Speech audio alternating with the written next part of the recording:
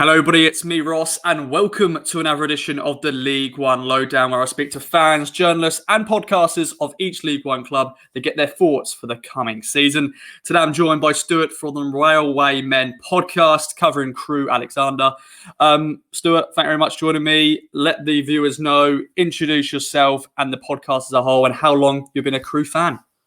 Okay, so I'm the person who set up the Railwaymen Podcast. Just to correct you, Ross, it's Crewe Alexandra, not Alexander. Oh it God. Is something. I'm bad at pronouncing things, even simple things like that. So we've been going for just over a year now. We started basically because there wasn't a podcast covering Crewe, and I thought that was a shame. There used to be one, it stopped, and then with Crewe's season 2019-20 season, the promotion from League Two, I thought someone should celebrate it. No one seemed to be, so I decided I was going to be the person that was going to set it up. It's been really good. We've had weekly pods looking at games, having chats with opposition fans. We've also sort of grown into a place where ex-players can come on and talk about their times at the club, which is something I didn't really expect or plan at the start, but it's been like a really, really good organic growth of the podcast. We did a pod yesterday with a current player. That's our first time the current players have come on. We recently did one with the chairman of the club as well again. So, it's going really well. I think the club's doing really well at the minute. It's in a good place. And I think it sort of just links back to that. There's quite a lot of positivity at the club and with the podcast at the moment. That's brilliant. And of course, last year, back into League One, finishing 11th, which is probably a settled season for you guys. You know, you want to just bed yourself back into League One. Talk about transfers now. Of course, we've still got a month until the transfer window closes. But what's your business been like? You know, I know you lost some key players. Last year, you lost, Perry NG and some other key players. But what's your transfer window been like in terms of ins and outs? Who are the standout players? Yeah, so Perry went in January. We lost Harry Pickering in January as well to Blackburn, but we actually got him on loan for the rest of the season, which is a move that seemed to work out best for everybody.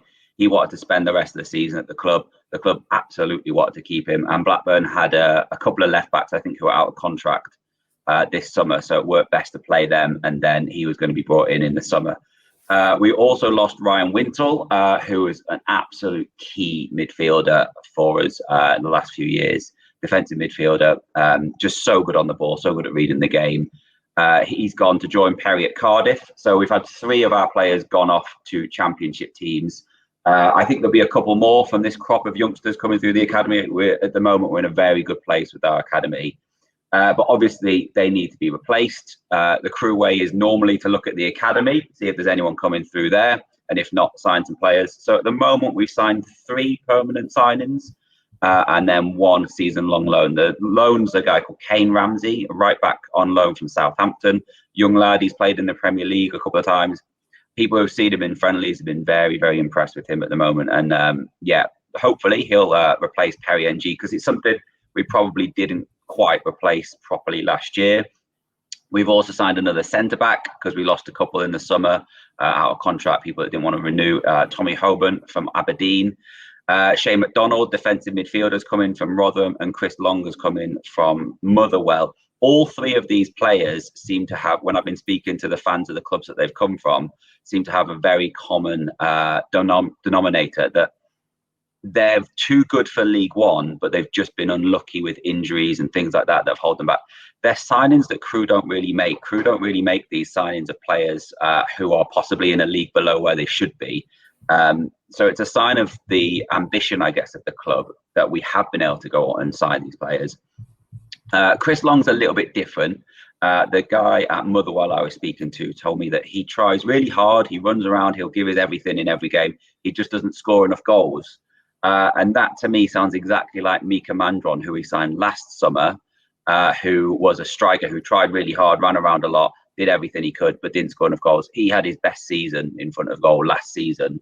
So I'm hoping with some good coaching at Crewe, which, we have got some very good coaches at Crewe, Chris Long can fulfill his potential and become that goal-scoring striker that he might be. So, optimistic, cautiously optimistic at the moment. League One is a tough league this year. You look at the teams in it, and it's incredibly tough. So I'm not sure where we're going to be, but cautiously optimistic at the moment. Yeah, because that's my next question. Talking about the league as a whole and Crewe, in previous episodes, we've been calling it the Championship 2.0. You know, the Championship is hard to get out of, but League One this year, all the teams that are going to be fighting for promotion. Crewe last year, as I said, were just bedding themselves back into League One, finishing 11th. Do you think this is a season for them to, you've lost some players, but, you've still got your manager. Crewe, it's good to have that. There's not many managers who have been at a club for that long. David Artell has been at the club, I think, 4 years. I think it's his 4th season or something like that. So that's good that he's still got him. But in terms of an early shot on a dark prediction, do you think Crewe can be up there to fight promotion, or are you going to be another season just mid-table, happy where you are, progress some more youngsters, and then see where you can go in the next couple of seasons? I genuinely have no idea. The last 2 podcasts that we've done, one of which isn't quite out yet, be out on Monday. We had the chairman on and we had Luke Murphy, a player at the club, and both of those told us that the aim this season is playoffs. That, to me, as a cautious fan, seems over-optimistic, but I can see where they're coming from. We've got a really good squad. We seem to have recruited really well. Like I say, there's a good feeling at the club. However, League One is like crazy this year. You look at the teams, this is the 3rd tier of England. We've got Sunderland, Sheffield Wednesday, yourself, Charlton. I could go on. There's some big teams. And then you've also got the likes of Wigan, who have got some money behind them, who are going to be desperate to get on with their project of getting back to the Premier League or wherever it is that them and their new owners want to be. So I would love to see us challenging for the playoffs. I really would. I've genuinely got no idea. I'd like to see how the season goes. I think, no disrespect to Cheltenham, but I think we've got one of the easier opening games of the season we could have had at home to them. I say that expecting us to lose 2-0 now on the opening day. But until I see us play, until I see what's happening, who knows? I thought Lincoln were shoo-in for promotion last year when we played them. They were unbelievable when they came to Gresty Road, and then they didn't get there. Sunderland are now, it's their 4th season in League One. So there's only 3 promotion places. I would love one of those to be Crewe. At the moment, I need a bit more convincing. And I was going to go on to talk about Ipswich Town's transfer business, but I want to quickly talk about, Town and Crewe's previous fixtures last year. And Crewe were the standout team for me, even though you didn't beat us. The games we played at Portman Road and Gresty Road, I was impressed. Definitely with some of your young players. Like Harry Pickering, unfortunately not with you anymore, but he impressed me in both games. Even Ryan Whittle, as you mentioned, he was bossing out midfield. And, you were very unlucky in both games, really, to not get a result. I was really impressed. Do you think we'll see a similar game once again? Town have thankfully improved because we made those sort of signings. And what have you thought of Town's transfer business? We've got new owners now. We've got Paul Cook in charge. What are you expecting?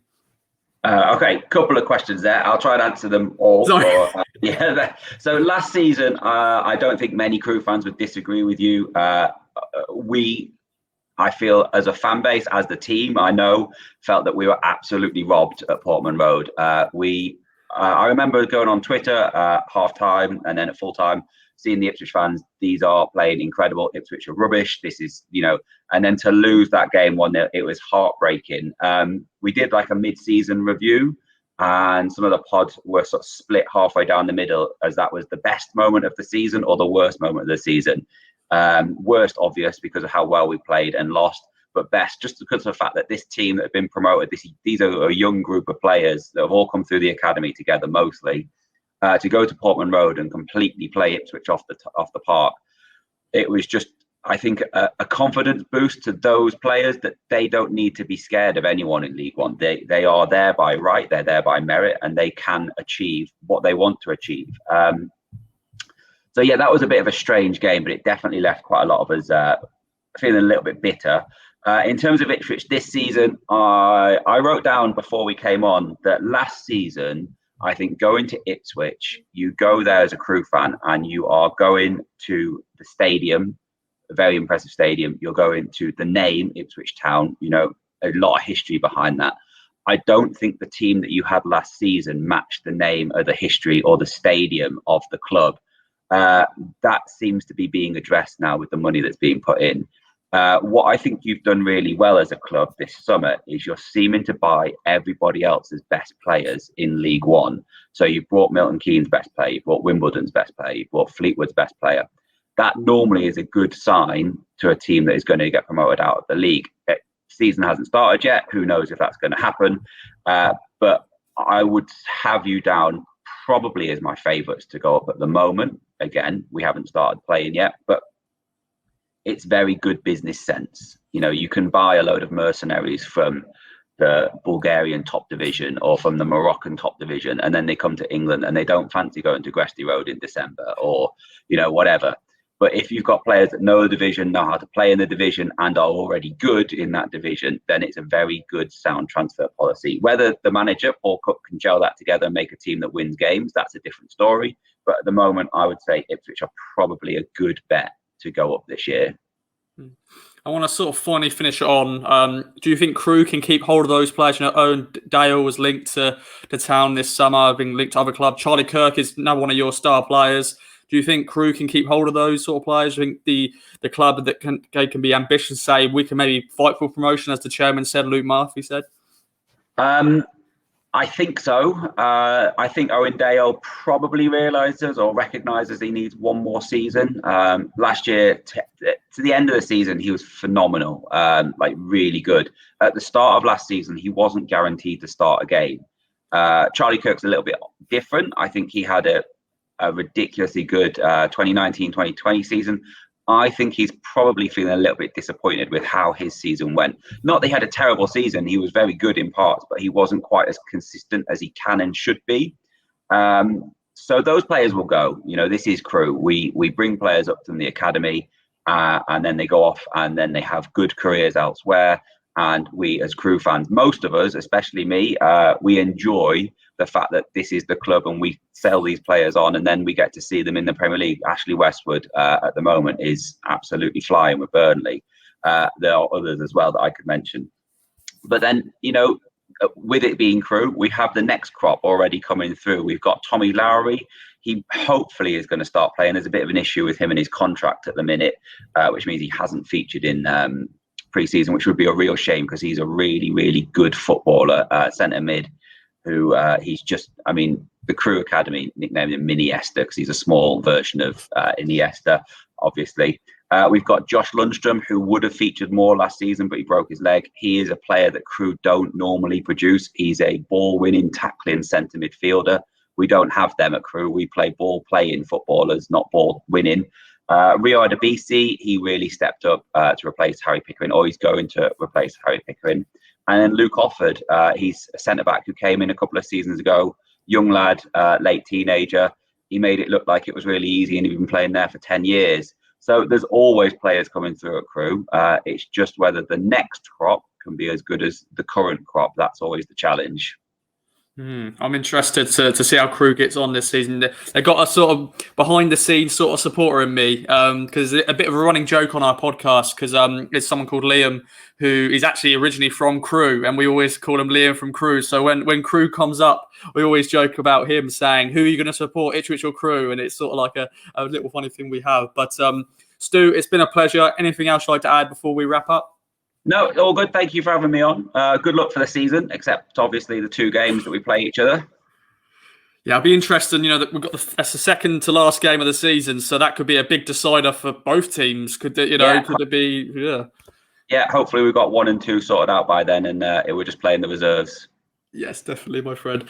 Well, there we go then. Thank you very much once again for watching the League One Lowdown. All about Crewe today. Make sure to stay tuned for further League One Lowdowns. I'll be back for that very soon. Bye for now.